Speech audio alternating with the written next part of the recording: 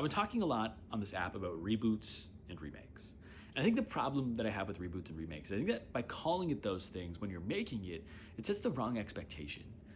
I think the right word is reimagining, right? You're taking this thing that we all love and you're putting a new spin on it. You're taking what came before and you're building upon it. Versus like remake or reboot, it kind of feels like you're just wiping the slate clean. You're pretending that what came before never existed and you're gonna retell us the same story again and hope we have the same experience, which of course is never actually going to happen because we did have a previous experience.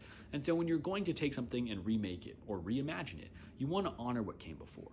And one of the best examples that I've seen of this is in the video game industry, and it's with God of War.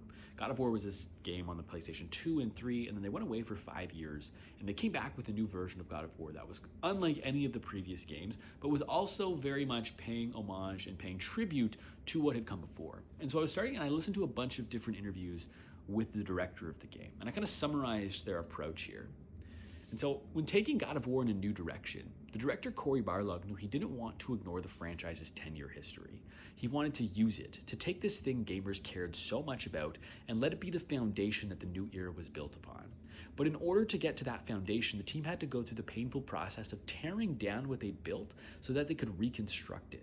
The root of every decision that was made when making the brand new God of War could be traced back to his predecessor, but what ended up blooming was vastly different. And to quote Cory, he said, "I've been using a phrase throughout the development of this project called familiarly different, which is annoying to people, but it is very telling of the idea that we are wanting you to look at this on the surface and say, this is strategically a more tactically rich combat system. But when I pick up the controls, when I start pressing the buttons, I feel the DNA of God of War so completely inside each of these moves."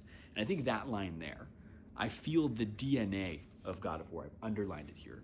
I think that is important because you want to be able to be a new experience that feels like the old one. That's such an incredibly difficult thing to do, which I tried to, the full version of this essay, which is called Building a House with Lego Bricks, tried to explain, which you can read on my Substack if you're interested.